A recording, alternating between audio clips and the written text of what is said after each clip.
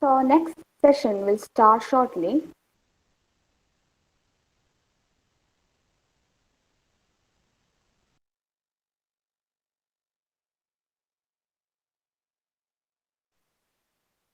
Let's resume towards our next technical session by Dr. Kofi Abouchi.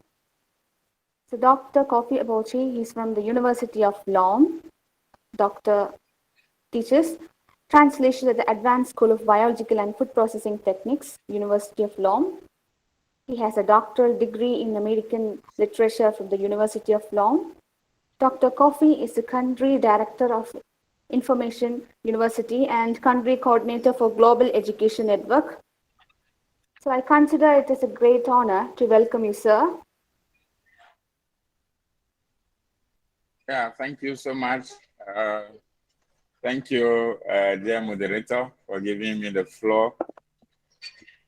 I'm Dr. Kofi Abouchi. I'm from Université de Lomé, Lomé University. I'm very glad this morning to be in this room. First of all, let me say a big thank you to Dr. Shailia for all her efforts, all her struggle to make sure everything goes on well. I'm really indebted to her for all. Thank you so much.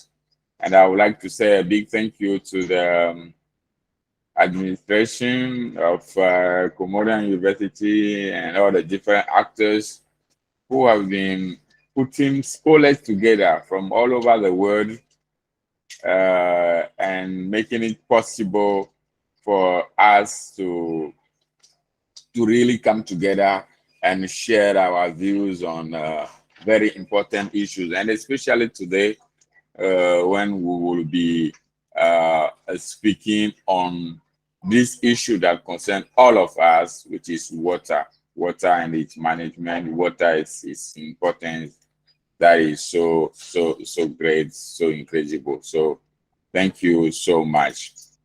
Now I will go with my presentation. Let me share my screen. Is it visible? Can you see my screen? Yes, Hello? sir. All right. Thank you so much.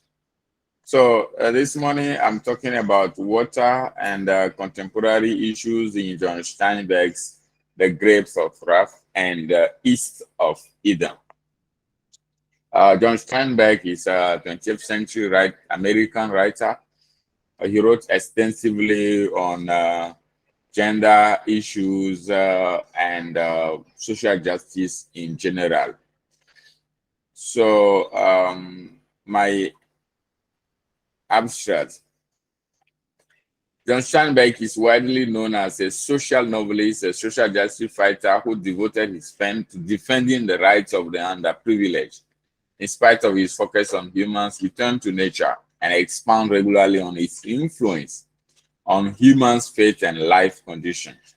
The symbolic use of water in Steinbeck's fiction is notable, but few researches have been made in this regard. However, this issue permeates most of Steinbeck's writings. Most of his novels and papers, even if we go to Of Mice and Men, Insidious Battle, you will see Steinbeck covering the issue of water, or mentioning water in his fiction. So in his Grapes of Wrath, which is the key paper, for instance, this element of nature, or at least its allusion, has been present all over the novel. Right at the beginning, we see the absence of rain, okay, which presents us with a situation of desolation, as it symbolizes the absence of work for the farmers, but also hopes that were broken and now completely gone.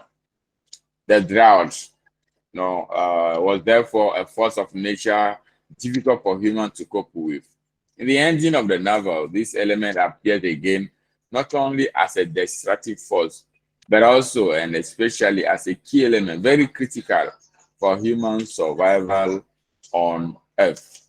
In all, water appears in different forms in this novel as rain, streams, and rivers, and finally as tap water throughout the novel, as tap water throughout the novel. As for East of Eden, the second novel I'm using in this paper, particular attention given to this element and the habitable element vital for human survival and existence on Earth. In addition to the presentation of water, other issues were raised, which are all in connection with this element. The readers of this novel will discover that humans' greed, wickedness, and water mishandling are all destructive forces for our societies. And this Steinbeck paints a perfect picture of it in these key works. Ultimately, Steinbeck's fight for social justice goes beyond this his description of social interaction between humans. It will equally includes nature, which is home to all humans and provide us with these elements vital to our survival, among which we have water. So my keywords are water, nature, rains, droughts, social justice, underprivileged, wickedness, symbolic, and capitalism. So I would like to explain some few things about this aspect. You know, my writer, my primary writer, John Steinbeck, in his works appeared to be a social justice fighter. So many readers will just see him as somebody who writes on social issues and who fight for social justice. But if you go deep, you will see that in fact, what we call social justice is not only limited to social interactions, but all social problems. And the water issue is social, after all. Water issue is social. Now, if we take the first book of John Steinbeck that I'm using here, The Grapes of Wrath, it's not his first written book, but the first book I'm using here. And this book is a masterpiece for Steinbeck. It's best so far. And this book has really depicted the plight of a family, which is called the Jones. Now, what happened to this family? This family are farmers, but they don't own a land. So they were working as tenants, holding or tilling some, and they have to, at the end of the year, give an account to the big owners, which are the capitalists, people working with economic crisis of the 1920s and a serious drought, which affected, which affected these lands. These families became desperate. They became what I say here. They fell into poverty. So my first is the absence of rain in the grapes of Africa. What does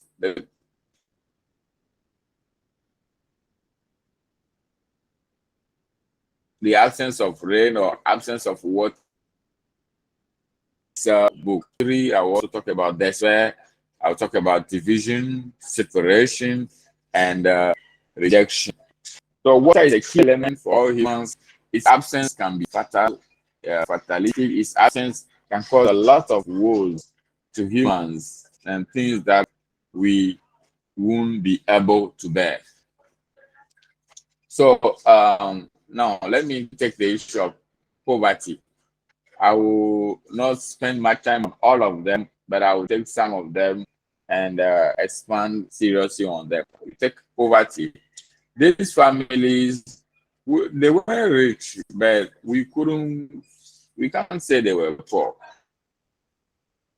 Droughts that came and the crops that became rare or that no longer exist. And with the bank that came asking for them to leave the land because they will have to use the land for other purposes. What happened to them is they found themselves in dire poverty. The Jones family became poor. They lost their land, they lost their crops, and they lost their business. Because it's thanks to the land and they have their crops, they can sell to make money and buy other utilities, other goods.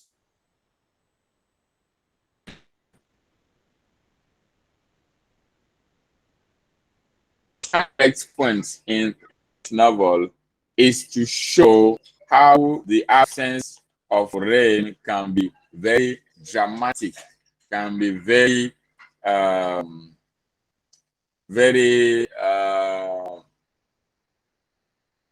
bad for humans all over the world. And this calls again on our attention to preserve water by all means. We have to do all our best to preserve water because its absence, its lack can cause loss of lives. As when people are poor, they can die of many other factors. So yes, the next element I talk about is misery. It's misery. You know, when these people found themselves fell into poverty, when they have no longer any survival, when they no longer have any means to make money and take care of themselves, to even have food, you know what happened to them is misery. They become miserable. Life no longer have meaning for them, and obviously they can't take care of themselves. So misery is, and you could say how Sternberg described this scene in his novel. As you can see, the people, especially women, who became miserable because they say their men are totally unrecognizable. They are no longer show any interest to life, and the women fear that it's not good at all for their living together. It's not good at all for their children as the situation became unbearable. So misery took over. And with misery, you can see that there is despair. Despair because with the land, even if the crops are not good, even if they don't have good harvest that year, at least they will still hope that next year the crops will be better. But now that there's no rain and they lost everything and they are losing the land also, the situation is that of despair. We no longer have any hope. We can't even hope that tomorrow will be better, the next day will be better. They lost all hopes and life became miserable. Life became unbearable. Other elements covered are those of division, separation, and rejection in this novel. You can see that these characters, because of the absence of rain, because of the drought, they have to leave their land, because they used to live on the land they see. So they have to live there and start off to California, where they hope that they will find some jobs. So you can see that the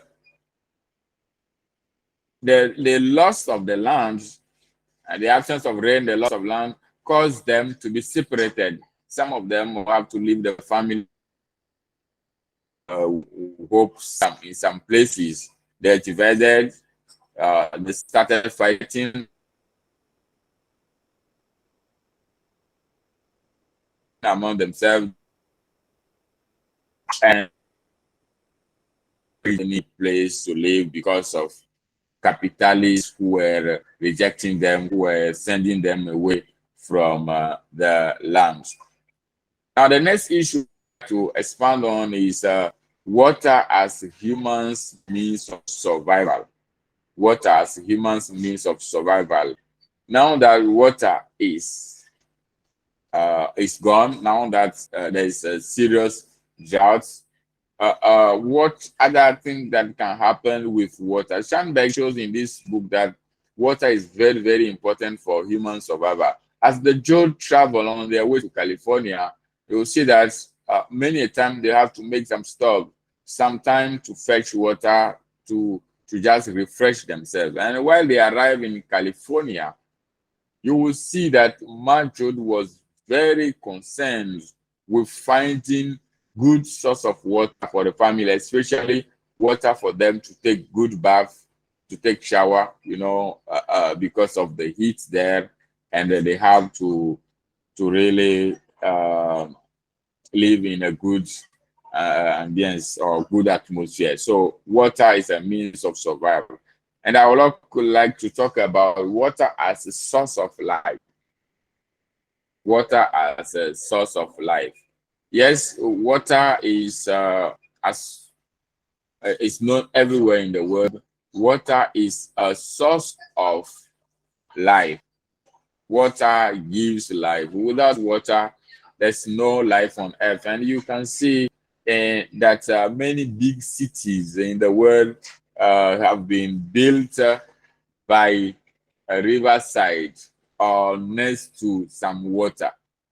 And even in ancient Egypt, the Nile River was the source of all life for them. Without it, the ancient Egyptians could not even have survived, and they could not build any such great civilization. So water was crucial. So water is life. And well, this is one of the reasons, or the main reason why, the reason why we must endeavor to have a good management of water, whether as individuals, the water we have at home, or whether as communities, talking about the tap water production, talking about wells. Here in Africa, there are many communities that depend on wells to survive. Wells at home, or collective or societal tap water. Tap water that is given for all community to come and take. And I've had this experience. I used to live when I was very young with my father in one of our farmlands. That place was a place where water was difficult to access. And I quite remember there are times when we would travel about 10 kilometers, more than 7 miles, to just find water. So water is a crucial issue in these in our life, in our daily realities, and we must all do our best to to preserve it and to have a good management of water. Very, very, very important. And we're also calling on decision makers all over the world to invest in water. There are still communities in our world today which do not have access to clean water. And some of them have to travel a long distance in order to find water. So it's very sad. It's very, understandable that even in our 21st century, there are communities which are lacking water. The 21st century, where we have the means to go and live on Mars, we have the means to find life in the outer space, we can't, as humans, as collective force, we can't find means, we can use the means we have to provide water for all of us on Earth. And some people are still dying for lack of water. There are some communities here, they depend on rainwater to just fetch water that is running through the streams, the dirty water. And they don't have even means to disinfect the water before before they drink it. So it's really a pity. So I would like to expand on the need of water in California. Water in California was not really a big issue, but you will see that the George family, when they arrived in California, they needed to live in a place before they find a job, and the government offered them they had was a very beautiful place. But Marjo's concern was, can we find good water for bath for our family? Because they travel many days without bathing.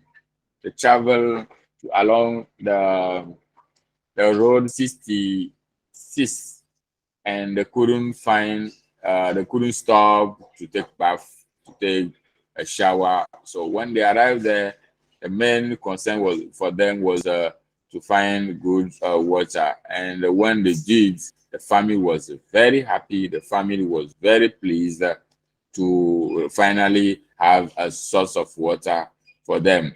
But what will happen later is the rains in California, which, although it was a very good thing, but was a bad thing for the people. And this raises another issue. A key issue is that of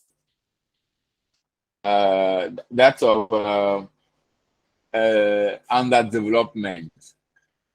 You know, when it rains, people in big houses, people with a lot of means who build good houses for themselves, they are happy. They enjoy the rain. They see water flowing past their house, and they just enjoy the look of it. But people who are in dire poverty, people who are in cardboard, who are living in those poor buildings which cannot resist when there is flood or when there is some strong rains, they really they become they lose everything sometimes. Water takes away all their building, their cardboards, their belongings, etc. Even here in Lome, in some suburbs, recently when it rained, some people, they lost everything as their houses were flooded, water everywhere in the house. That we all enjoy, we all want to see, we all welcome. It's not always welcome by all, especially the dire people in dire poverty, people who don't have a solid house, a cement house. Even sometimes in cement house, it's not obvious as water can destroy everything. So water is good. Yes, rains are are needed, but for those who are not in a good condition, who are not living in a good house, in a solid building, water can be the searching for first. So the rains in California, as we see it, destroyed the the living place of these people. And I think Steinbeck's point was to show that yes, people can easily say, "Oh, these people, it's not us who destroy their home; it's water."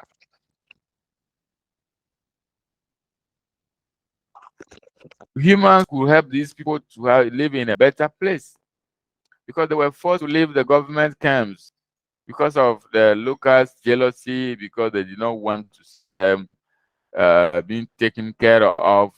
They have to run, and then they have to find some huts where they will live in. And when the big waters came, big rain came, it took everything away. It took their hiding place, and they become very miserable again. They entered into with this kind of poverty that we cannot describe. So instead of staying there and saying, yes, we are in a good house, we are well, we are blessed with nature, we have to think of those communities. And I'm calling all these international organizations, these associations, to really think about those people, not only in rural areas, but also in town, in suburbs, they exist. And they don't have means, they can live in a house, a solid house, and those people must be taken care of. Those people must be government decision makers, company heads, organization leaders must make sure there are enough uh, means for communities to help everybody to live in a good apartment, a good place to avoid this. So rain can be a destructive force. My conclusion, I would like to read this writer on Steinbeck, who think that although Steinbeck only mentions the word water briefly, it is a power as a symbol. Okay, its power as a symbol is much more stressed by its absence than its presence. Water's absence can cause much more damage than its presence. It could even be inferred that water is a signifier of wealth. Water can be a signifier of wealth. For if the farmers had been able to buy the water, they could not be in this mess. So if this is by so so this right water, if fire for wealth, it was a sign for wealth. Then you know, the farmers who have been able, if they could buy water, they would have been able to live in a better situation. Yes, absence of water is very deplorable, is very dangerous, and we have to do everything to preserve water, other word, and to give to offer populations that do not have good access to water means to have so. Thank you so much. I am now at the end of my presentation. If there's any question or reaction, I will be there to answer. Thank you so much.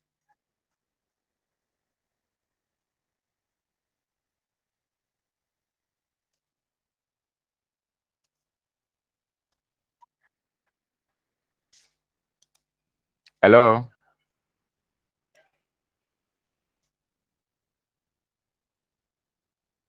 Hello?